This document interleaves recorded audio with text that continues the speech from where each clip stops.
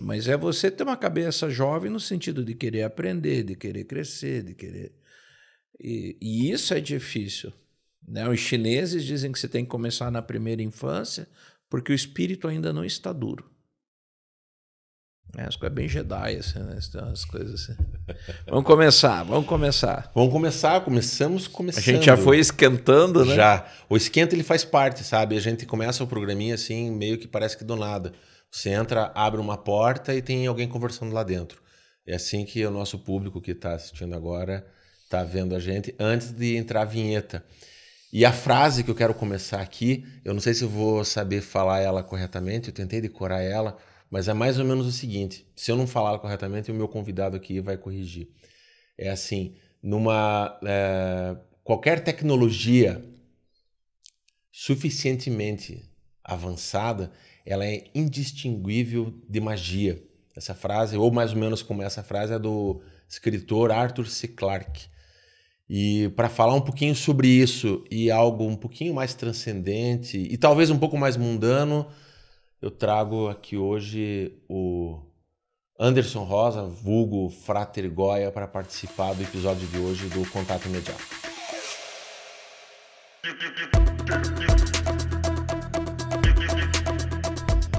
Anderson ou é Frater Goya? Como é que a gente deve realmente apresentar? Eu conheci você como Anderson umas décadas atrás e fui reapresentado ao Frater Goya. Então, para essa conversa de hoje, eu acho que o ideal é Frater Goya, porque o Anderson Rosa... Eu vou É porque Anderson Rosa é a minha persona profana, né? É o que eu atendo no estado, é o que eu atendo no dia a dia para os vizinhos, né? Agora, a Frater Goya é esse personagem, essa persona com a qual eu atuo dentro da área do universo mágico, místico, embora no frigir dos ovos não haja uma distinção. Até aproveitando essa tua pergunta, já entro num pequeno caos que eu tenho mania de andar com aqueles caderninhos moleskines, assim, aquelas cadernetinhas pretas, para poder sempre anotar. São teus grimórios? Isso, são meus grimórios. Eu sempre vou levando e vou anotando comigo. E daí, num determinado grimóriozinho desse, num determinado diário, eu anotei assim: eu começo esse diário para anotar coisas da vida profana e não coisas do aspecto mágico. E daí comecei a anotar e ficou um pedacinho em branco na página. E daí, passados uns 2 meses, eu voltei e escrevi. Porém, isso é impossível de ser feito, porque eu sou a mesma pessoa que atua em 2 mundos. Então, esse diário terá coisas de Anderson Rosa e de Frater Goya com o mesmo peso, porque cada momento eu me comporto de uma forma diferente. Né? A titulação de mago, ela é a titulação apropriada para você? Se for para você definir nessa persona mais espiritualista, mais mágica, né? É mago que fala? Sim, seria mago, mas não no contexto que talvez as pessoas comuns estejam mais habituadas a pensar, que é essa pessoa que domina sortilégios e tudo mais, mas voltaria para aquela frase do Arthur Clarke que você falou, né? Que o termo mago, ou mag, ele vem do persa e quer dizer homem sábio. Então, o mago nada mais é do que uma pessoa que sabe aquilo que as pessoas comuns apenas têm uma leve noção, né? Então, o mago aqui não tem nada de especial nesse contexto transcendente ou de dizer assim, eu sou melhor que a maior parte dos seres humanos, eu sou mais poderoso, eu sou... não é nada disso, né? Mas é alguém...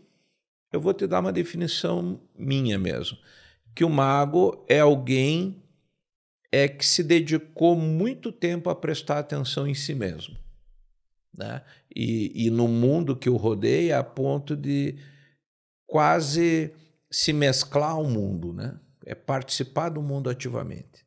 Ele seria algo equivalente a um mestre nas artes marciais, ou daquilo que eu entendi uma vez e assimilei, que é quando você, numa arte marcial respeitosa, né, oriental, você atinge o grau de faixa preta, você não é um mestre, né? Você é um faixa preta, você é alguém que está pronto para aprender. Ele é mais ou menos por aí ou é um pouco mais mesmo? Ele é um sifu, um sensei? É por aí, é que eu acho que o próprio Sifu, quando ele chega nesse estágio, ele não se reconhece, né? Porque quem reconhece você como Sifu são os outros. Na realidade, quando você coloca o termo Sifu na frente do seu nome, ou Shifu, como a pronúncia mais acertada, né? O Shifu, ele é um título de reconhecimento a quem você é, e não você que se diz eu sou um Shifu, né? As pessoas podem dizer se eu sou ou não, mas menos eu. Todo mundo pode dizer, menos eu. Mas aí, assim, dentro dessa perspectiva, você sabe de onde que vem a ideia da faixa preta, não? Você tem uma vaga ideia? Eu acho que eu tenho, mas você vai me Vou lembrar ela. elucidar. Eu acho que a faixa preta é a mesma faixa branca, certo? Isso. Porque quando as pessoas entravam, por exemplo, no templo Shaolin, e todo mundo sabe, Kung Fu tem a ver com o templo Shaolin, né? É o mais conhecido, é o mais divulgado. Mas o que acontece? Quando alguém entrava lá, no geral, crianças de 4, 5 anos, inclusive, a gente que é amante das artes aí cinematográficas lembra do seriado do David Carradine, que é o primeiro episódio, é ele chegando no mosteiro, né? Kung Fu, né? O Kung Fu, e daí tava tendo uma chuva, um monte de criança ali enfileiradinha, aí o cara abria a portinha, aquela portinhola assim no portão, olhava e dizia assim, aguarde mais um pouco, fechava a portinha. Aí vinha o frio, aí ele olhava, fechava a portinha. E aí as crianças começavam a brincar. E daí ele abria, olhava, você e você que estão brincando podem ir embora. Aí vinha a chuva, o vento, e ele abria. Até que sobrou 2. Né? E daí essas crianças entravam. Quando essas crianças entravam no mosteiro, elas ganhavam uma roupa de algodão cru com uma faixa para segurar as calças. Né? E isso era o que ele ia ter a vida inteira dele ali dentro. Uma roupa e uma faixa para segurar as calças. E a faixa era sempre a mesma. Então, quando o cara saía do templo e ele vestia uma faixa preta, não é porque a cor dela era preta porque deram a ele, mas é porque já estava tanto tempo no mosteiro que a faixa já estava preta de sujeira, ela estava cebosa. Então, quando você via alguém com essa faixa preta, você sabia, esse cara treinou muito, né? Então, você sabia que ali você tinha diante de você mais do que uma pessoa comum, né? Você tinha alguém que tinha se dedicado mesmo àquilo que ele dizia fazer. No mundo da magia, da desenvoltura mágica, é a mesma coisa? Ou basta aprender palavras mágicas e falar as palavras corretas e as coisas acontecem? Na realidade, deveria ser. Como você fazer um prato de comida consultando uma receita. Qualquer receita deveria gerar sempre o mesmo prato, né?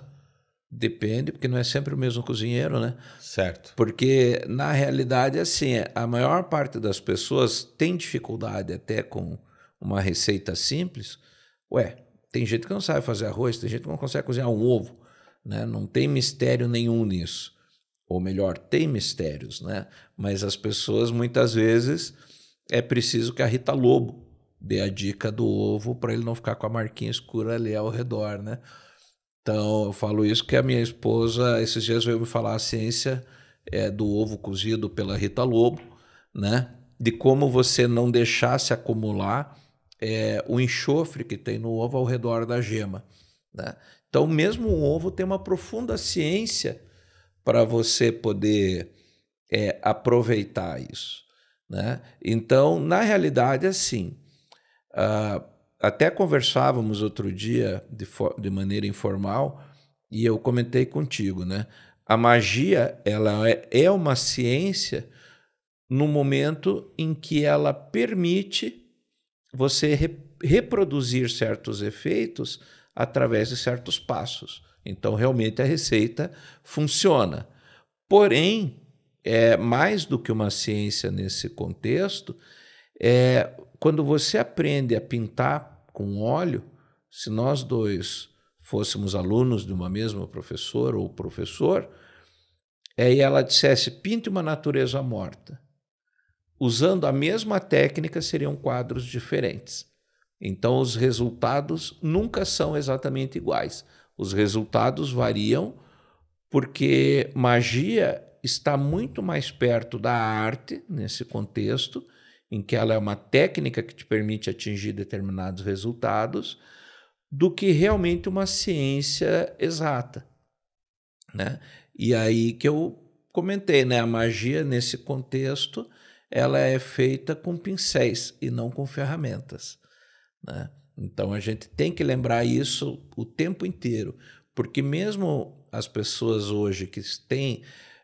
inclusive, fica um aviso para os nossos espectadores aí, que na realidade você pode ter um vizinho mago ou maga e você nem ter a noção que isso acontece, né? Porque não são pessoas que se distinguem. Existe muito mais pessoas ligadas ao ocultismo e à magia do que a gente imagina num primeiro momento, né? É um público enorme que existe hoje no mercado, aí, na população, e isso sempre esteve no meio do mundo comum, um mundo permeado por magos e por ocultistas, porém, entre nós ainda há aqueles que acham que basta repetir a receitinha, né? Ou que acham que pode ser rápido. E não é. A magia, ela é uma ciência que você se dedica com a vida, né? E aí eu gosto muito de uma frase do John Constantine, dos quadrinhos, que ele diz que aprender magia é como você sair da calçada para o meio da rua. Uma hora você vai ser atropelado, você só não sabe quando, né? Então, e isso para mim é uma grande verdade. E isso eu te digo pela quantidade de tempo e de investimento pessoal que eu fiz nisso. E eu vi, como parece até aquele salmo bíblico, 10.000 cairão à tua esquerda, outros 1.000 à tua direita, porque as pessoas entram na magia pelos motivos errados. E aí fica complicado. Então a pessoa fica, mas não o tempo suficiente de se tornar efetivamente um mago. Então, a presença do mago perante a magia, perante o processo, o ritual, o que quer que seja, ela é preponderante. A coisa não acontece só por acontecer. Dá para... Eu não vou afirmar isso, eu vou jogar isso, tá? Tá. Em que sentido? No sentido de que existe uma magia que funciona e uma que não funciona? Existe alguma escola que funciona? Não, aqui funciona, aqui não funciona.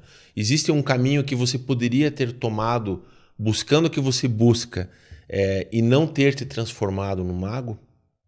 Claro. Ficou profundo aqui o negócio. Claro que tem. Porque, como é uma frase que eu gosto muito, que diz assim, existe um único jeito do ser humano ser criado. No entanto, há 1000 modos pelos quais ele pode ser destruído. Só que, na realidade, não dá para a gente separar assim e dizer isso funciona, aquilo funciona ou não funciona, porque isso é muito subjetivo. Eu acho que um critério talvez mais importante é a gente compreender, aí como estudantes e tal, que na realidade a pessoa pode se auto-enganar. Por exemplo, é muito comum você ver isso, inclusive no ramo das artes, principalmente em interpretação, aquela pessoa que acha que é o melhor ator do mundo e no final, por exemplo, uma série que eu acho fabulosa, é a maravilhosa Miss Maisel, né, que tem uma comediante lá que é super famosa ali naquele momento, no cenário que se passa a série, e que daí ela diz assim, eu sempre fui preterida para ser uma atriz, mas eu sou uma atriz de formação shakespeariana, né? E ela, como comediante, era excelente. Aí arrumaram, deram um jeito lá, a gente deu um jeito de arrumar um papel para mulher no teatro, numa peça, não sei se era Hamlet, Megera Domada, alguma coisa assim. E daí, em 10 minutos de peça, ela destrói a peça e vira um programa de stand-up dela. E aí aquilo, os críticos, no dia seguinte, acabam com a carreira da mulher. E aí ela fica, né, em depressão, tal. Mas por que eu estou dando esse exemplo? Porque na magia, como o resultado é subjetivo, você, no fundo, acredita naquilo que você quer. Então, por exemplo, as pessoas que acham que fazem magia ou pegam um determinado caminho, por isso que eu disse, não é o caminho que é bom ou ruim, que funciona ou não funciona. Você pode pegar um bom caminho, não se dedicar o suficiente, mas na tua cabeça você é o novo Moisés, você é o novo Jesus Cristo. Isso é o grande comum. E aí, e por outro lado, você tem pessoas que percebem, poxa, eu preciso me esforçar mais. E que conseguem realmente resultados efetivos. E pessoas que não conseguem resultado nenhum. Qual é a diferença desses três públicos? A pessoa que não consegue resultados é porque, de alguma forma, ela já fechou a porta para si mesma. Aí você vai me perguntar, mas então, magia é uma questão de crença? Né?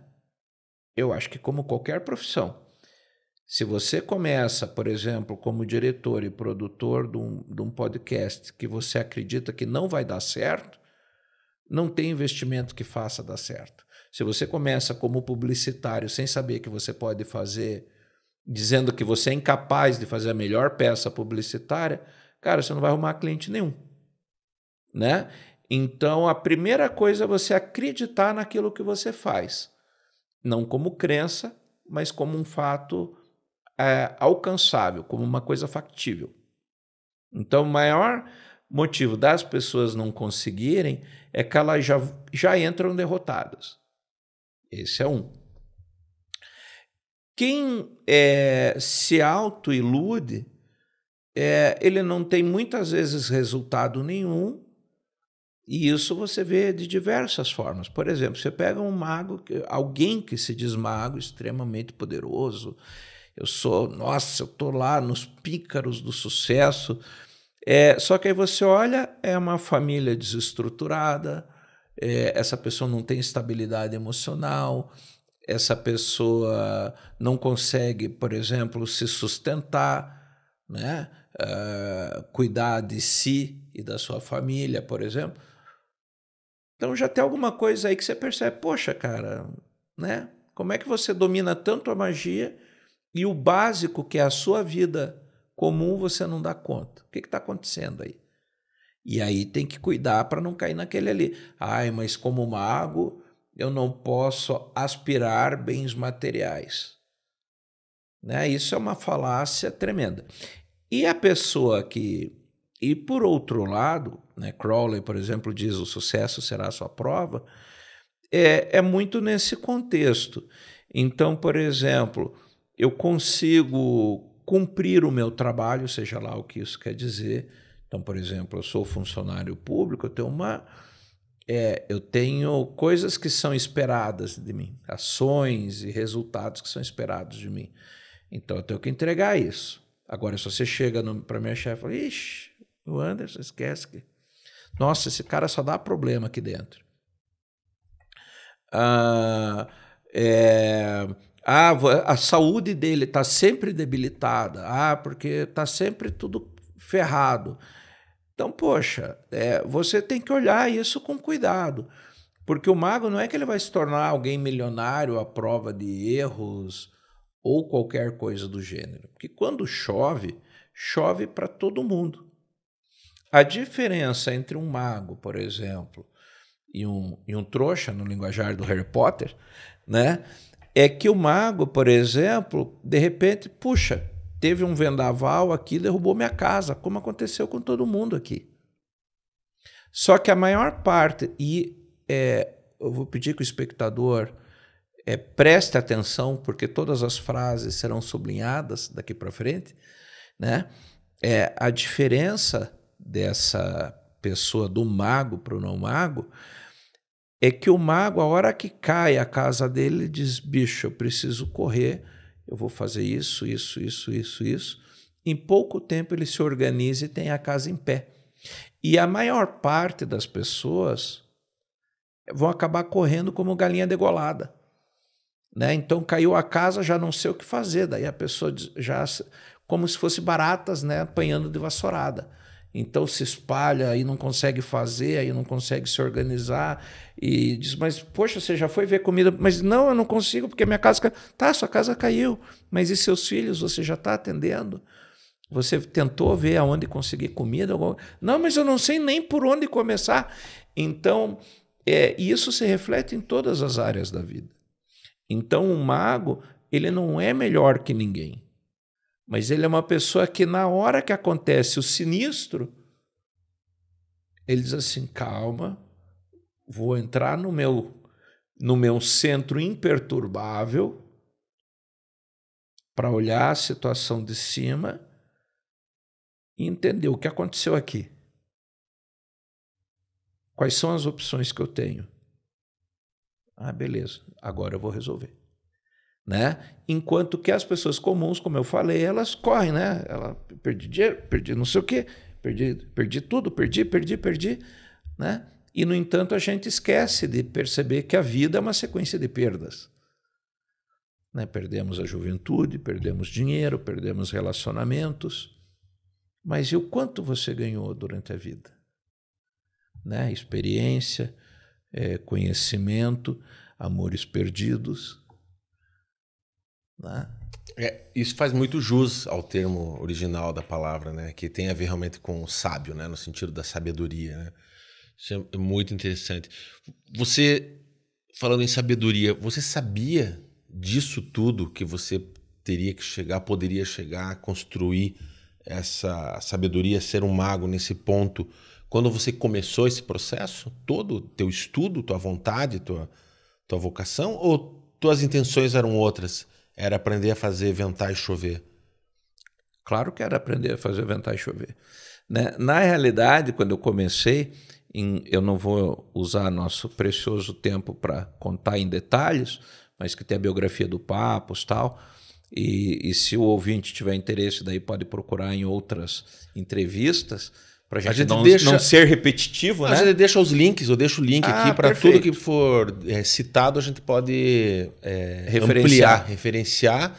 E quem estiver acompanhando a gente, quiser saber mais, naturalmente, ao final do vídeo, ou pode dar uma pausa no vídeo e olhar no descritivo, seja no Spotify, no YouTube, onde tiver disponível esse episódio, e já pode fazer uma consulta agora, inclusive, do que o Frater Goya está falando. Isso. E eu comecei justo com aquela biografia do Papos.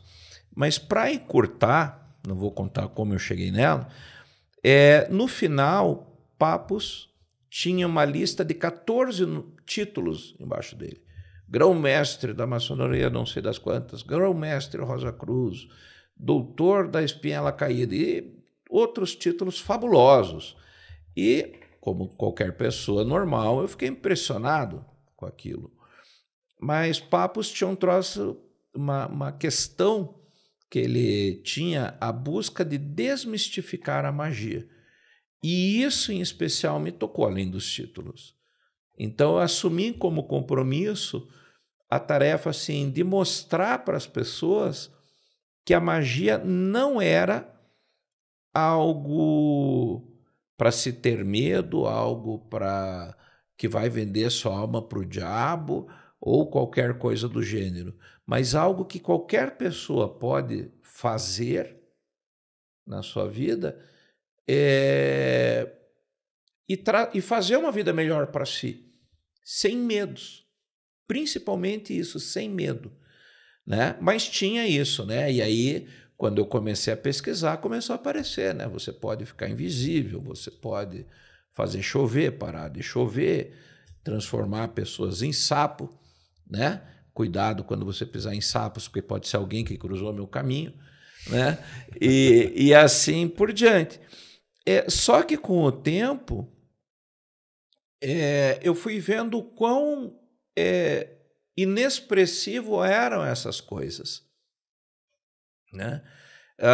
E aí tem essa questão. O processo, por exemplo, da alquimia, ele sempre começa com alguém querendo achar ouro.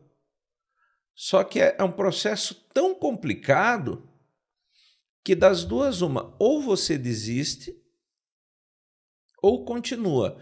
E se você continua, você consegue o ouro. Não tem como não conseguir se fizer isso. Só que quando você conseguir, aquilo vai ser tão inexpressivo para você que você vai olhar para o ouro e jogar fora. Né? Nicolas Flamel, ou Nicolai Flamel, que morou e viveu sua vida inteira em Lyon, na França, ele é um dos casos registrados de alguém que conseguiu a pedra filosofal. E ele construiu igrejas, hospitais, abrigos, né? E ele morreu como viveu, comendo em pratos de barro. E até hoje existe uma estátua dele em Lyon, marcando tudo que ele deu de retorno para a cidade, né?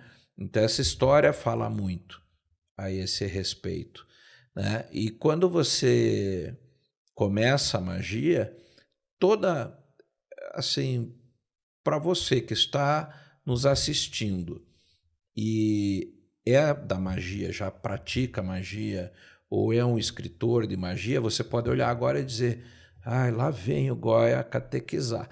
Mas é que é assim, para começo de conversa, todo mundo começa a magia, você pode negar, mas isso não vai tornar menos verdadeiro o que eu vou falar, tá? Todo mundo que começa a magia começa de forma egoísta, ponto.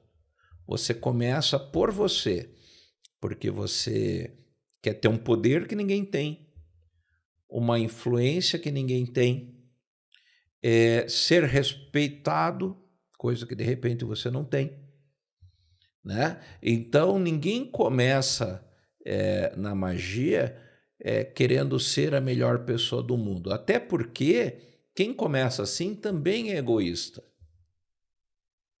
tá? Por quê? Porque no fundo a gente é uma cambada de FDP, né? A gente não quer resolver nada, a gente quer estar bem. Então todo mundo começa com isso. Eu quero arrumar um emprego melhor, eu quero resolver minha grana, eu quero conseguir a mulher ou o homem que eu não consigo de outra forma, eu quero o respeito dos meus colegas que naturalmente eles não me dão, então eu vou forçar eles soltando todas as portas do inferno para incomodar a vida deles se eles não me respeitarem. Então sempre o começo é egoísta. O que você faz depois desse começo é que é a chave. Então você sempre começa. Não adianta a pessoa dizer que não, eu comecei com altruísmo, porque como o Friends já nos ensinou, como o Joey ensinou a Phoebe, não existe altruísmo, né? O altruísmo, no fundo, é uma forma de você lavar a roupa suja do seu passado. É uma expiação de culpas. É fazer você se sentir bem de qualquer forma. Exatamente, né? E se você faz o bem com esse objetivo, ele já anulou o próprio princípio altruísta. Então, começa por aí. E aí o que acontece, Glauber, é que durante a caminhada você vai percebendo que tudo isso vai perdendo sentido. Porque aí, dentro do caminho da magia, você vai aprender que os outros não se respeitavam porque provavelmente você mesmo não se respeitava. Você não se dava o respeito, você não respeitava os demais, né? E ninguém pode dar aquilo que não tem, né? É o famoso, é preciso ter ouro para fazer ouro. Então, à medida que você evolui dentro da magia e que essas percepções começam, então, por exemplo, eu quero um trabalho melhor, mas eu trabalho melhor? Qual é a qualidade do trabalho que eu entrego? Ou você quer magia, por exemplo, para pegar aquele trabalho que você fez igual Sacara e querer vender por um valor que ele não vale. Por exemplo, a Young Hubicon, que é uma agência muito grande nos anos 90, e você obviamente conhece, nos anos 90, ela contratou um expert aí no tarô para ajudar nas campanhas. E havia, inclusive essa propaganda é fácil de achar no YouTube, é uma propaganda da Philco Itachi, que começava Peer Gynt, do Grieg, tocar assim, aí um aparelho de 3 em 1, uma sala enorme, janelas claras, só tinha assim um aparelho de som, um controle remoto e aquelas janelas assim de parede inteira. E aí vinha um canarinho, né, tocando Peer Gynt, vinha o canarinho, não sei o que, pousava e botava e bicava o controle remoto para ligar o aparelho de som, né? E essa propaganda é baseada na carta do Mago do Tarô. Então a Young Hubicon, naquele ano, ela ganhou todos os principais prêmios de publicidade, porque ela separou 9 cartas, 9 arcanos maiores do tarô. O termo arcano quer dizer segredos, então segredos maiores do tarô, como forças arquetípicas e simbólicas, para separar os 9 tipos de clientes que eles iam trabalhar com essas propagandas, né? E todas as propagandas foram um sucesso. Então, cada uma delas baseada numa carta do tarô, né? Então, você pode sim utilizar a magia para coisas profanas, né? Agora, se uma pessoa que não trabalha, não tem... Como é que você quer que ela tenha o trabalho valorizado? Se você não entregar aqui no seu podcast uma coisa de qualidade, um conteúdo de qualidade, não tem magia que vá mudar essa verdade. Uhum. Né? A magia nunca vai te dar nada que já não esteja encaminhado de outra forma. Isso é outro segredo. Como eu disse, tudo sublinhado a partir daquele momento, né? Então, eu não consigo, por exemplo, fazer chover se for mais importante que não chova. Eu não consigo fazer parar de chover se for mais importante que continue chovendo. Porque, de novo, eu posso querer que chova por fins egoístas, para mostrar que eu consigo. Eu posso querer fazer chover porque o meu concorrente no outro estado planta mais do que eu e a minha produção tem que ser maior que a dele. Ou eu preciso daquilo para minha subsistência. Então, se naquele momento for mais importante que não chova do que esses motivos que eu citei, não vai chover, independente do ritual que você fizer. Agora, eu consigo impulsionar, né? Você consegue dar um gás. Isso dá. Quando se fala disso, né? Quando a gente fala do micro, a gente se refere ao macro, né? Do modo geral. O que vale para umas relações, você pode jogar, fazer as devidas analogias para outras relações. A gente não consegue deixar, me desculpe, não quero entrar em polêmica, nem polemizar, mas é inevitável fazer alguns tipos de pelo menos assim, historicamente, de fazer essas observações, mas muito tangencia, né? Você deu exemplos com a gente falou da culinária, da publicidade, de agricultura, mas mais diretamente da irmã medicina, né? Onde você tem um mesmo sintoma para uma doença e para cada médico um diagnóstico, com os mesmos resultados dos mesmos exames, né? O fator humano ele é preponderante no tratamento, não na doença, mas talvez na cura. Passa pelo paciente porque é realmente o elemento, né, o que está ali, o intermediador, né, o paciente. Mas a medicina, ela acaba, mesmo sendo uma ciência, né, ela acaba permitindo esse tipo de erro por proporcionar no mercado, né, profissionais que têm o título de médico, mas equivocadamente tomam decisões e optam por tratamentos que podem levar, inclusive, à morte ou à ineficácia, né? E vice-versa, né? Tem também médicos que rompem com o protocolo e acabam acertando a cura através de um outro caminho. Eu acho isso tudo muito rico e, ao mesmo tempo, tudo muito perigoso, no sentido de que a gente não consegue ter certeza de nada, né? Sim. Não há garantias. Não há garantias e você percebe como a medicina, sendo uma suposta ciência, ainda é subjetiva.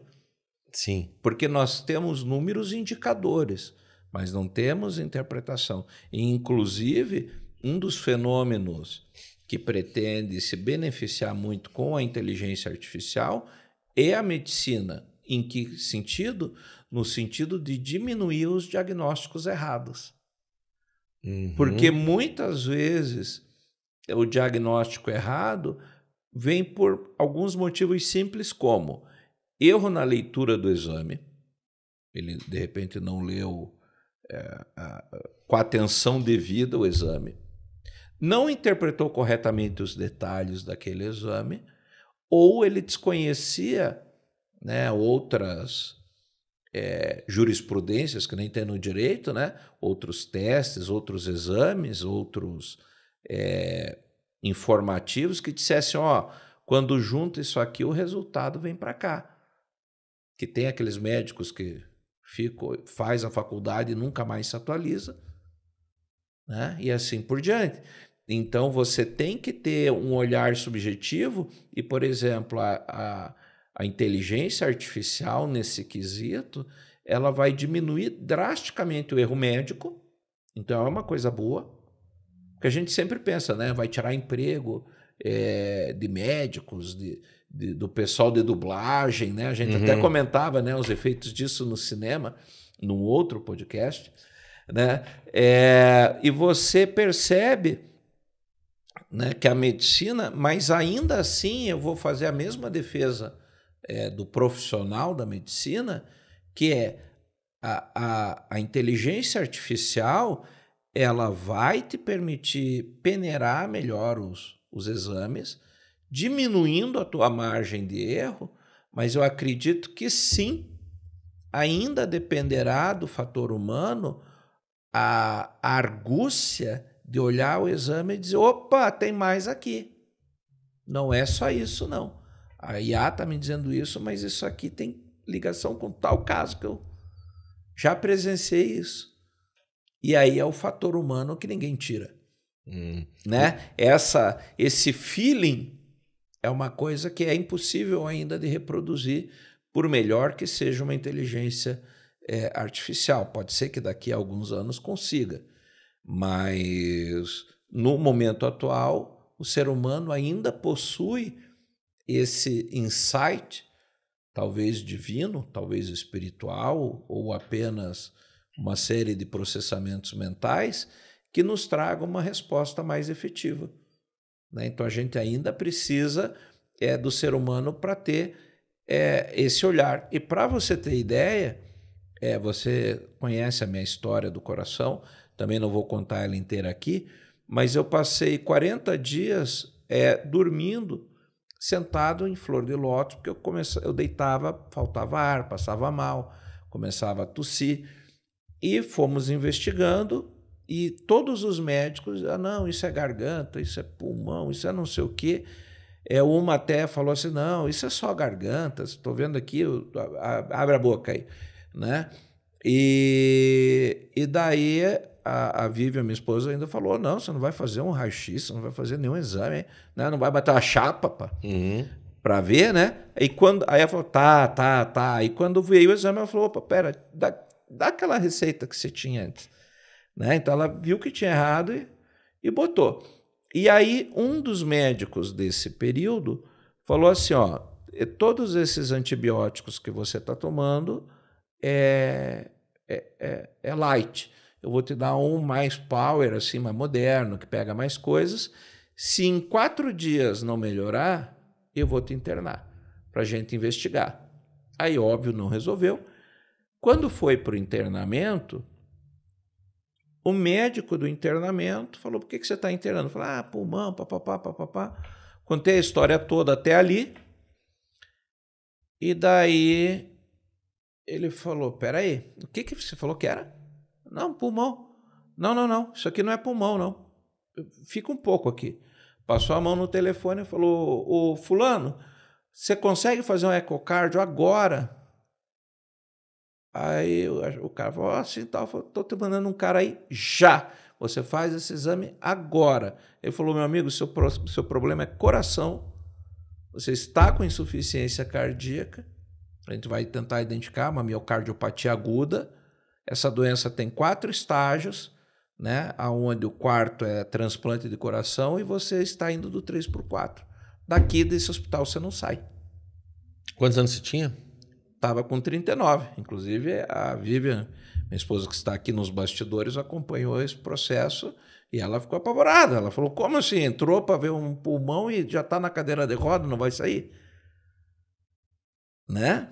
Então, assim, e foi esse olhar deste médico que tinha experiência, um socorrista de longa data, que tinha formação e informação, que ele falou, esse teu batimento é insuficiência. Não é pulmão coisa nenhuma. Então foi ele que pescou.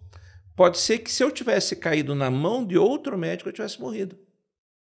Então, esse olhar desse mago, desse sábio, foi providencial para evitar isso aí. Deixa eu fazer só uma pequena pausa aqui, só para você entender o que está acontecendo.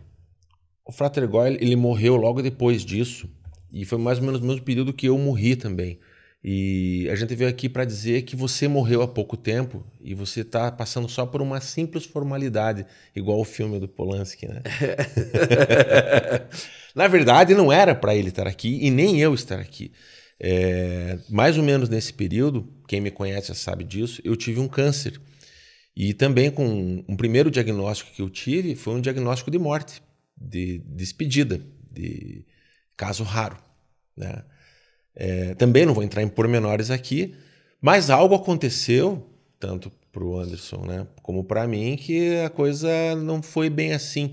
Mas teve que acontecer. Eu citei já num outro podcast, isso é uma coisa recorrente que eu acabo citando sempre. Quando eu falo que alguém me falou uma vez, é o Anderson que eu me refiro, de que fala do processo de iniciação, e eu comento que é uma passagem, né? Nós somos iniciados porque de alguma forma a gente morreu, né? Você tem que ter uma morte, mesmo que simbólica, né? Quando a gente morre, a gente se inicia definitivamente, mas de alguma forma ele me explicou isso. Eu gostaria que você explicasse também, de uma forma um pouco mais clara para nossa audiência, como é que alguém que está ouvindo a gente agora pode entender que também pode ter sido já iniciado em vida e poderia já estar aproveitando a vida de outra forma, entendendo a vida de outra forma.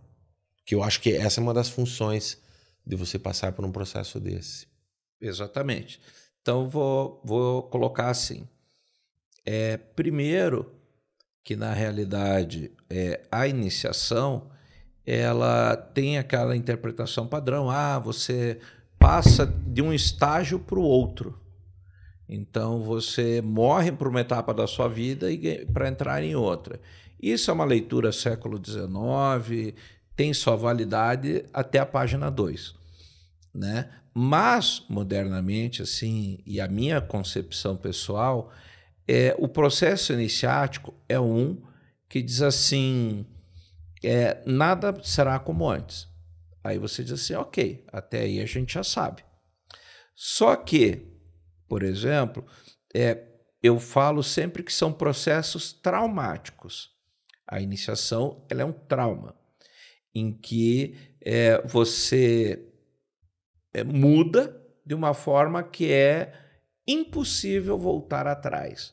Por exemplo, no caso do câncer, não tem como você dizer não teve, ou dizer, essa foi uma experiência menor na minha vida, eu tive um câncerzinho. Não existe isso. É sempre uma coisa definitiva. Então, eu costumo exemplificar que para nós, homens, o processo iniciático ele é muito subjetivo. E para a mulher, não. Por quê? Porque você pega uma menina, quando ela tem a menarca, que é a primeira menstruação, ela nunca mais vai voltar a ser a menina antes da menstruação. Ela pode, lá na idade adulta, entrar na menopausa, parar de menstruar, mas a partir daquele momento que ela sangrou pela primeira vez, a vida dela mudou. Não tem como uma menina desviver esse momento. O homem, quando entra na adolescência, muda hormônios, muda a voz, no máximo cresce uns pentelhos, cabelo no peito e não muda muito, não. A gente continua a mesma porcaria que foi desde o nascimento. A mulher, arredondam-se as curvas, aparece o seio, o quadril alarga, né? E então há uma série de mudanças físicas que a mulher se percebe antes e depois. Um outro exemplo disso é a gestação. A mulher, ela vê ali positivo, na cabeça dela, ela é mãe. Pronto, virou a chave, ligou, sou mãe. Só porque ela leu o exame. Pode ser que aquela gestação não vingue, mas na cabeça dela, ela já virou mãe. O pai, não. A paternidade vem com o tempo. Eu tenho filhos, você tem filhos, você pode falar sobre isso. Então, a gente aprende a gostar do filho. É claro que quando você vê, minha esposa está grávida, eu amo ela, já amo esse bebê como se fosse meu filho. Ele é seu filho, né? Não é como se fosse. Então, mas a gente ainda não tem o mesmo vínculo que a mãe tem, né? O homem começa a estabelecer vínculos com o bebê a hora que ele começa a interagir, né? Que você faz uma gracinha, ele ri, aí você já, respondeu para mim. Então, fiz um vínculo ali com a criança. E a partir disso, você torna-se pai. E a mulher, a maternidade é uma coisa muito efetiva. E eu tenho um caso que eu conto de uma amiga, ela tem 2 filhos que eu conheço e ela teve 3 abortos. Se você pergunta para ela quantos filhos você tem, ela diz, eu tive 5 filhos, porém 3 morreram durante a gestação. Vou te falar assim, que né? A própria medicina reconhece isso. Não, minha esposa teve uma gestação interrompida e no prontuário dela consta como 3 gestações, mesmo tendo 2 filhos. Isso. E o marido dela, se você pergunta quantos filhos você tem, ele fala 2. Uhum. Né? Então, só para você entender. E a partir do momento que essa mulher, por exemplo, pegou o exame ali, pode ser que no mês seguinte, aquele aborto espontâneo, ela nem esteja mais grávida, mas não volta mais. Então, na mulher, tudo é definitivo. Né? Rompeu-se o ímen, você reconstitui por cirurgia, mas o histórico dela já está lá. Teve uma gravidez, interrompida ou não, teve uma gravidez. Menstruou. Então, para a mulher, a vida dela é marcada por momentos que nunca mais retornam. Né? Então, e talvez esse seja o grande motivo pelo qual na magia se diz que a mulher tem muito mais potencial mágico do que o homem, que ela naturalmente é mágica, porque ela tem esses momentos extremamente demarcados. Né? E a vida dela vai sendo marcada por transformação em cima de transformação e sempre definitiva. Pergunte para uma mulher, por exemplo, como era a vida dela antes do câncer de seio e depois da mastectomia. Você vai ver que são pessoas que mudaram da água para o vinho, muitas vezes de comportamento. Então, para você ter, e aí trazendo para a conversa de novo, isso foi só para o público entender o que eu quero me referir como um trauma e uma mudança que nunca mais volta, né? Então, essas coisas são definitivas, esses elementos são definitivos.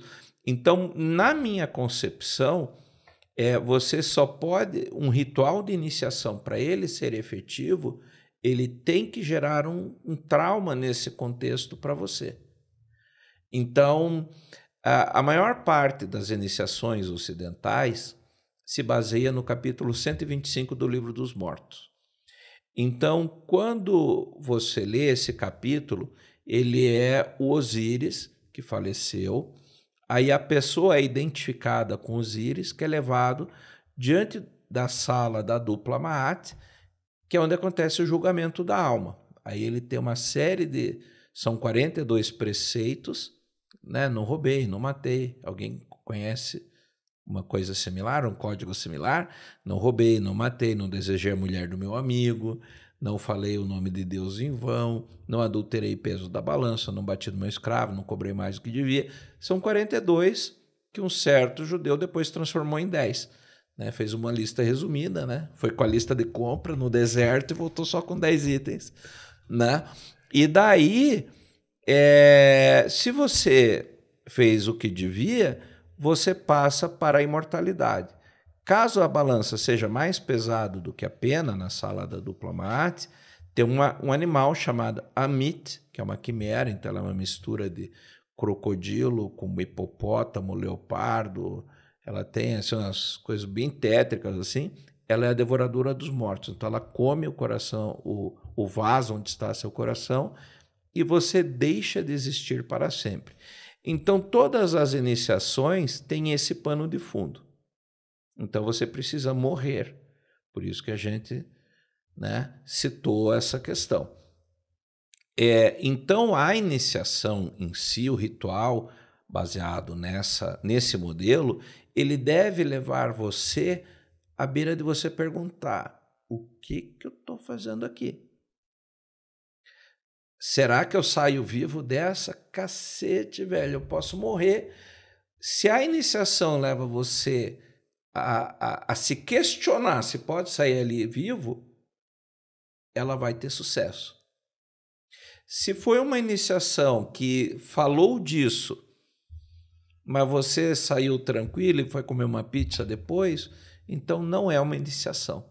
Aí volta lá na primeira pergunta que você me fez do ensinamentos que funcionam ou que não funcionam, né? A iniciação é um. Se você participa de um ritual que não faz você questionar a sua sanidade e a sua sobrevivência pós-ritual, então ele não cumpriu o papel dele, que é este papel transformador. Né? E que só vai acontecer na iminência da morte ou do momento extremamente traumático.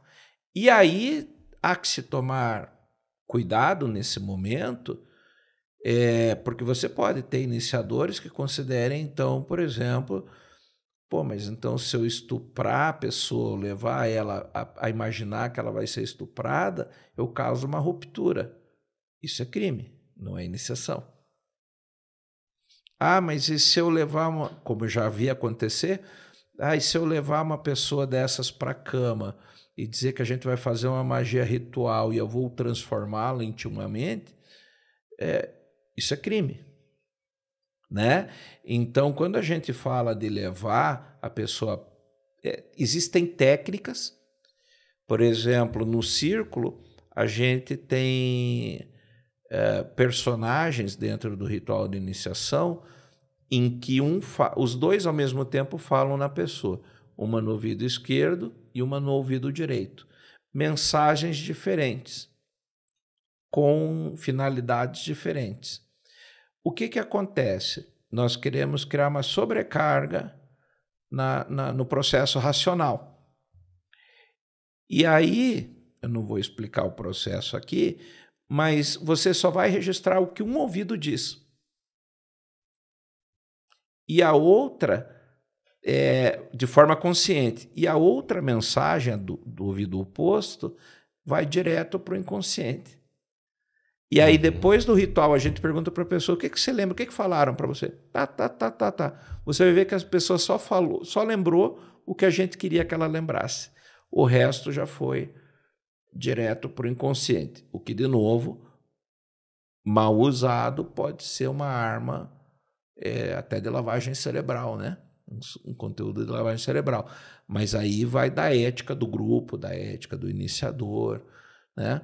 Então já fica aí a dica, né? Se você está nesse caminho iniciático e a pessoa ofereceu coisas que você naturalmente não faria, melhor recuar, dar um passo atrás e investigar melhor isso aí. Porque nenhum processo iniciático ou mágico deveria levar você a ter comportamentos ou realizar ações que você naturalmente não fizesse. Tem um pensamento de alguém mais inteligente, não vou lembrar o autor agora, mais inteligente do que eu, que diz que mais vale a ignorância absoluta do que o conhecimento em mãos erradas. Existem conhecimentos proibidos na magia ainda? Ou tudo já está exposto, escancarado, e quem não souber usar aquilo não vai passar de, como você mesma uma vez falou para mim, não vão passar de palavras mortas para quem não tem condições de apreender aquilo? Como você publica teus livros de uma forma até gratuita, né? Como que é visto isso? Sim, não, vamos lá, tem várias coisas aí a comentar. Primeiro, com relação a todo o material estar escrito e existir no mundo, isso é um fato. Eu acredito que não há mais nada de novo sob o sol. Isso é um fato. O segundo item é ninguém dá o pulo do gato na internet. Então não adianta que o Neymar não vai dar o sucesso dele num post de Facebook. Né? Nenhum grande realizador vai dar o pulo do gato. Então ele pode dar entre linhas, como Advogado do Diabo lá, né? Naquele filme do Al Pacino e o Keanu Reeves. Ele vai, entre palavras, ele vai dar, né? Se você prestar atenção, você vai achar o caminho. Mas ninguém dá o pulo do gato. Isso é um fato. E o terceiro ponto, que é o que você comentou, é assim, na realidade, para você obter um conhecimento, você tem que estar pronto para aquele conhecimento.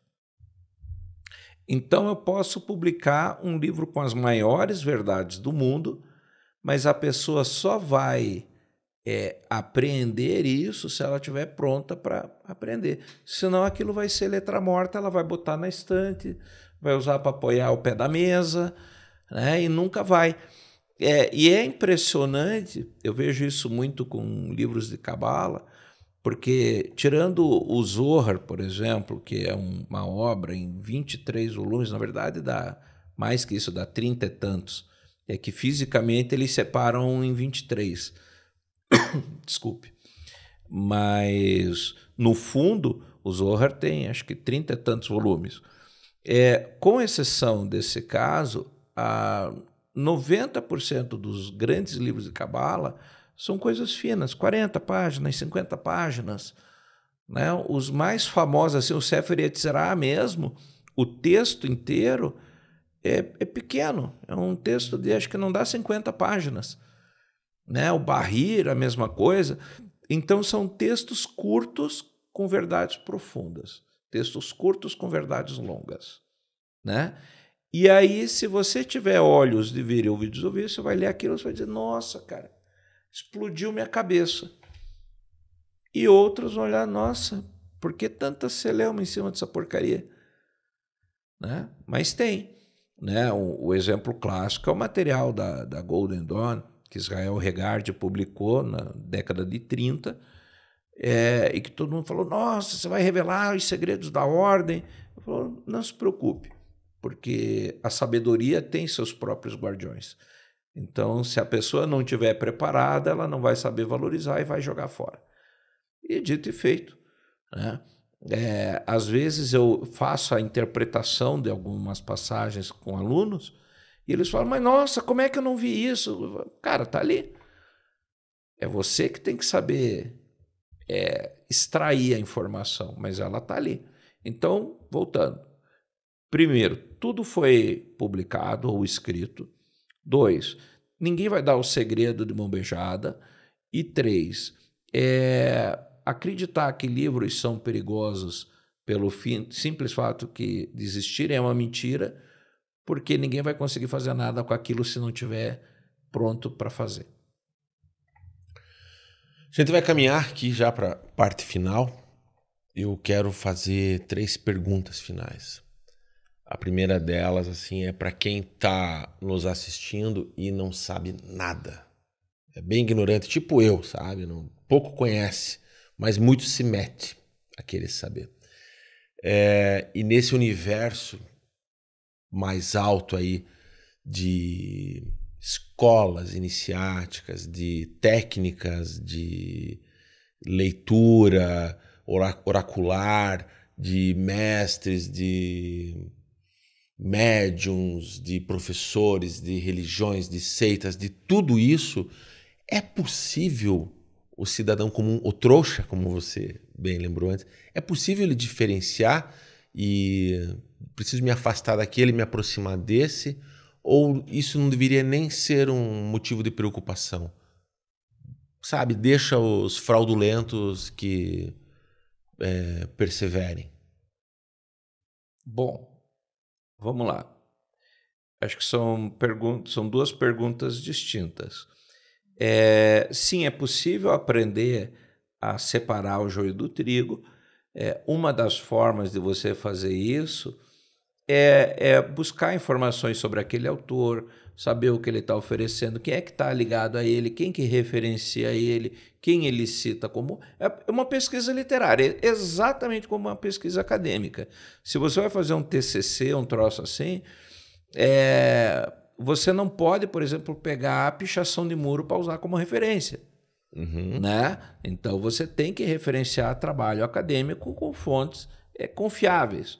Então, dentro da magia, também há necessidade de buscar fontes mais confiáveis. E isso você vai conseguir fazendo pesquisa. Ainda mais hoje na internet, nós temos inúmeras formas de validar essas questões. E uma coisa interessante é assim, a gente aqui no Brasil ainda tem muito receio, mas lá fora, nas universidades, tem muitas universidades que já têm cadeiras vinculadas ao ocultismo e à magia. Inclusive, tem 2 autores lá fora, que é o Skinner e o Peterson, que eles são referências, por exemplo, em pesquisa histórica de grimórios. Então, os caras republicaram tudo e, assim, vinculando 70 grimórios antigos para apresentar um. Entende? Então, eles pegam lá a Clavícula de Salomão, aí os caras abrem quase 800 livros e papiros e informação que estão em bibliotecas. Esses dias eu fui fazer uma busca, eu baixei perto de 180 grimórios de um universo de não sei quantos, e tudo baixado de universidade. Que foi tudo microfilmado pelas universidades lá fora para pesquisas acadêmicas de teor histórico. Então, sim, tem como você hoje se referenciar e saber quem é bom, quem não é. E com relação às más pessoas, eu acho que é um pouco complicado a gente falar, primeiro, quem sou eu para dizer o que é bom e o que não é? Eu teria que ser um juiz acima de qualquer suspeita. E eu me considero uma pessoa parcial e não imparcial. Então, por mais que eu tente, eu tenho olhares com pré-conceitos de muita coisa. Então, por exemplo, eu já não sou a melhor pessoa para dizer o que é bom e o que não é. Eu admito isso. Segundo, que na realidade a fraude ela é um pouco evidente, gente, e não precisa ir muito longe. Então, quando você vê alguém colocando que o dinheiro é mais importante que o ensinamento, né? Olha, para te revelar isso, eu preciso receber de você não sei quanto. Quando a pessoa pede você a fazer coisas de forma duvidosa, como isso, afastar você da família. Glauber, então beleza, eu vou te ensinar, mas você não pode falar nada para sua esposa, porque se você falar, nós perdemos a credibilidade, que aí vão afastando as pessoas da família, né? Então existem, inclusive na página do Círculo, depois acho que você vai colocar na descrição, tem um códex, que são pequenas instruções que eu coloco, e uma delas é o Códex 6, que é diversas subpartes, e que ele tem como se estuda magia. Já no primeiro e no segundo eu coloco esses elementos, né? Então, grupos que afastem você de sua família. Por que segredo? Por que, por exemplo, você não publica tudo do círculo? Por um motivo simples, você não é aluno.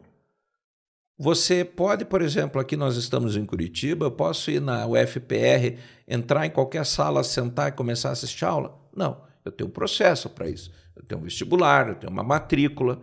Mesmo que eu faça o vestibular, ele não me garante acesso. É para poucos eleitos, né? É uma elite que passa ali. Então, eu tenho que ter a matrícula, efetivar a matrícula. Eu posso ter passado no vestibular e não ter concluído o ensino médio, então a vaga também não chega. E somente depois disso é que eu posso efetivamente participar como aluno. Então, quando a gente pensa em sociedade secreta, tem que parar um pouco dessa coisa de né? Isso é coisa do passado, era coisa de mistificador, né? E um outro alerta bem simples de você fazer é o seguinte: quando a pessoa diz assim, olha, eu só posso revelar isso para você lá na frente. Agora eu não posso te mostrar isso porque é um segredo secretíssimo. Cara, o mistério é inimigo da verdade. Não adianta, né? Porque, como eu falei, já está tudo publicado. Então, se eu chego para você e diz, Glauber, eu tenho uma coisa aqui que ninguém mais tem, eu já estou mentindo. Então, são passos, na realidade, bastante simples que uma pessoa consegue identificar quando é golpe e o que não é, né? E isso, gente, sempre vai ser, a fórmula é padrãozinha, né? Ele vai afastar você, vai te pedir decisões rápidas, vai dizer que é agora ou nunca, vai dizer que ele tem um conhecimento que ninguém mais tem, vai ter uma sabedoria acima de qualquer suspeita. Quando começa a aparecer esses elementos, eles nunca vêm sozinhos. Então, é só fazer um checklist que você já sabe quem você vai depositar sua confiança ou não. No demais, dizer, esse caminho é melhor que o outro, não tem isso. Como nas artes marciais, o melhor lutador é o que se preparou melhor. Não tem técnica melhor. Não posso dizer que o Kung Fu é melhor que o Aikido é melhor que o Karatê é melhor que o Jiu-Jitsu. Porque no final do dia, quem vai ganhar a luta é quem tiver melhor preparado. E não a melhor escola, isso não tem. Isso é conversa para boi dormir. Muito bem. A última pergunta, antes da gente ir para os devidos encerramentos. Para quem está nos ouvindo e quer assim... Então, o bichinho mordeu a pessoa agora e ela fala, cara, eu queria adentrar um pouquinho mais, conhecer um pouco mais, aprender e ao mesmo tempo me desmistificar das bobagens, dos esquizotéricos, né? O que você recomenda a pessoa começar a estudar dessas 4 artes? Ou talvez tenha uma 5ª arte aí que eu não tenha elencado. O que é mais interessante para quem vai começar? Cabala, astrologia, tarô ou... Qual que era a 4ª que eu tinha pensado? Mas vou ficar nessa... Eu já vou lembrar. Cabala, astrologia, tarô ou I Ching? Boa, boa. Na realidade, todas elas são interessantes. O I Ching, eu sugeriria pegar o material do mestre Wuxi Cherng, que ele tem um livro chamado O I Ching, é uma capa azul, muito legal. Tem o livro do Wilhelm, que o pessoal recomenda muito, Richard Wilhelm, da editora Pensamento, prefácio do Jung e tal. Eu não recomendo porque o Wilhelm ele era um missionário que foi catequizar na China. Aí ele se apaixonou pela cultura chinesa, se tornou sinólogo, e daí era um alemão tentando entender chinês, traduzindo um chinês que não falava alemão. Então tem muito conceito ali que está um pouco equivocado. Por exemplo, Deus, espírito e pensamento e caminho em mandarim são palavras que o som é parecido, mas a escrita é diferente. E todas elas podem ser entendidas também como atributos divinos. Então, William traduziu tudo como Deus.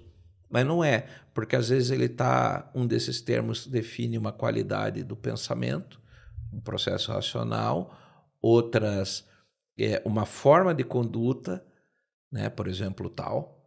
O Tao é muito mais sobre o como fazer do que o que fazer. E outras ele está se referindo apenas como uma atitude espiritual, de vincular-se com algo além de si mesmo. E tudo isso ele traduziu como Deus. Então, na hora que você vai observar em detalhes, isso vai fazer muita diferença no conteúdo. Então, hoje, em português, o I Ching eu recomendo do Mestre Wu, e um outro, acho que é da Martins Fontes, se não me engano, que é Alfred Huang. Também o I Ching, por Alfred Huang, é um livro de capa vinho, assim, meio bordô. Excelente livro. São as duas melhores traduções em português. Tarô, eu recomendaria... Tem o meu livro, mas eu não vou advogar em causa própria. Por favor, então, para quem está começando, eu recomendaria, por exemplo, da Rachel Pollack, Os 78 Degraus da Sabedoria. E ela tem também um que saiu agora, por aquela editora que está fazendo bastante coisa de terror. Como que é o nome? Dark Side. A Dark Side. Que daí é a Bíblia do Tarô, da Rachel Pollack. Também. Eu acho que são livros introdutórios assim, muito legais.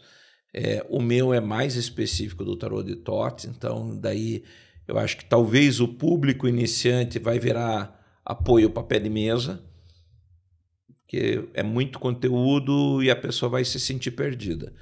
Acho que já é depois da Rachel Pollack daí, para facilitar. Astrologia, eu recomendaria o livro Conhecimento da Astrologia, da Ana Maria Costa Ribeiro. É um livro excepcional, é uma pessoa fabulosa, uma ótima professora de tarô. Que mais? Qual que era o outro que você falou? Cabala. Cabalá, né? Cabalá. Então, Cabalá também é um estudo fabuloso. Procure também bons autores. Então, da Cabalá judaica, por exemplo, eu tenho, inclusive, uma parceria e uma amizade com o Rabino Yair Alon. Ele é um excelente professor, né? Se você não gostar dele, por exemplo, tem o Salton, que também é bem legal. Acho que é Joseph Salton, que também é brasileiro e que tem bastante coisa publicada, né? E aí, para a Cabala Hermética, por exemplo, inclusive teve aí o Deudébio, lançou um livro dele de Cabala, agora a 3ª edição, eu ajudei a fazer o prefácio, né? Também pode começar, se você quer começar uma coisa bem light, assim, que vai ser bem beabá para você aprender, também dá para ir por ali. Ou a Cabala Mística, da John Fortune, também é um livro bem legal para começar, né? Aí da área hermética, embora a Cabala, eu sempre faço o reforço que eu tenho uma tendência a ir para o lado mais judaico. Aí eu vou realmente indicar aí, ou os meus cursos mesmo, que eu faço pelo Espaço Merkabah, como uma introdução, e aí, embora seja a Kabbalah hermética, eu já dou um viés muito mais, uma ênfase muito mais para a Kabbalah judaica do que da hermética. E aí, ou procurar o próprio Yair Alon, que vai também ser um bom professor para quem quer começar. Eu vou deixar o link dele também no descritivo, né? Por fim, por nosso encerramento, algo um pouco mais leve, uma dica de algum filme ou documentário, não necessariamente leve, mas tem alguma recomendação para quem... Algo que possa tocar as pessoas, que possa ser algum assunto diretamente relacionado ao universo da magia, ou não, ou pode ser algum filme que tenha algo muito mágico, mas que as pessoas nem percebam isso. Nossa, tem uma lista grande. Tem. Não me passa a lista grande, só alguns. Só 2 ou 3. Tá. Olha, então vou fazer o seguinte, para deixar o pessoal com a pulga atrás da orelha, eu vou recomendar 3 animações. Tá? A primeira delas é o Midnight Gospel, que ele é todo... Não sei se já viu. Não. Assista. Então já fica para você de lição de casa. O Midnight Gospel, ele é baseado em podcasts de um determinado autor e que daí ele transforma as entrevistas em desenho animado. E daí todas as entrevistas são extremamente psicodélicos. Então você vê que vai tendo uma conversa assim, de repente ele vai falando, aí aparece um personagem e o que está na tela não está batendo exatamente com o que você está ouvindo, né? Mas tem um objetivo ali, que você só vai descobrir quase no final da temporada. Que aí você vai entender o porquê que ele foi fazendo aquela construção. E, em especial, o episódio 3 é especificamente sobre magia. Ele está entrevistando alguém vinculado à magia e daí ele vai explicando todo esse processo como nós fizemos aqui. Então, Midnight Gospel é fabuloso, totalmente psicodélico, coisa de chapado, mas vale muito a pena assistir. Pela Netflix. O segundo, Undone, que tem na Amazon Prime, com o Soul, como que é o nome do artista que fez o Soul? O Better Call Saul Goodman lá. Vou pedir ajuda aqui nos bastidores. Como é que é o nome dele, Sérgio? Bob Odenkirk. O Bob Odenkirk. Bob Odenkirk, exatamente. Ele é um personagem, é uma animação fabuloso. Tem, até onde eu sei, 2 temporadas até agora. Eu tô na 2ª temporada. Esse time recomendado, sensacional. Sobre sonhos lúcidos. Nossa, fantástico também. E o terceiro está acontecendo agora pela HBO Max, que é a Planeta dos Abutres. Atenção, senhor e senhora ouvinte. Fique de olho nessa série, que ela é fabulosa. Sci-fi. É um cargueiro que está levando mercadorias de um lugar para o outro aí pela Via Láctea e por algum motivo ele se desvia da rota traçada e por uma explosão solar que ocorre, a nave é afetada e cai num planeta. E aí as pessoas são espalhadas, né? Porque é uma nave muito grande, então cada um cai num pedaço ali do planeta e é a aventura dessas pessoas nesse planeta. E que também é muito psicodélico, e aí você começa a assistir e você fala, meio esquisitinho isso aqui. E são episódios de 25 minutos, assim, cada um. Só que quando você começa a ver, você diz, cara, tem alguma coisa atrás disso aqui. E daí você vai percebendo a profundidade disso aí. Então, eu acho que os 3 falam muito de magia, sem falar diretamente de magia, porque fala de como olhar o mundo, é como você perceber o mundo. Então, seriam 3 dicas que, para mim, já faria a pessoa perder um tempinho para se questionar. Legal. Quem quiser questionar mais você diretamente, te encontra onde? Bom, eu estou em praticamente todas as redes sociais, algumas mais, outras menos. Onde você me acha hoje facilmente pelo YouTube, pelo Instagram. Nós temos também um canal no Discord chamado Goiaverso, que aí é para discutir isso tudo de forma aberta. E eu lancei agora também um projeto de assinaturas e de apoio pelo Catarse chamado Companheiro de Jornada, né? As palavras separadas por underline. Companheiro, underline, de, underline, jornada. Que daí as pessoas também... É uma forma de dar uma ajudinha para a gente poder melhorar sempre a qualidade, né, dos conteúdos, melhorar o canal e tudo mais. E também o Espaço Merkabah, né, com a Samantha Caligari, que é minha grande sócia e parceira nessas ideias malucas, e que é por onde eu faço os meus cursos.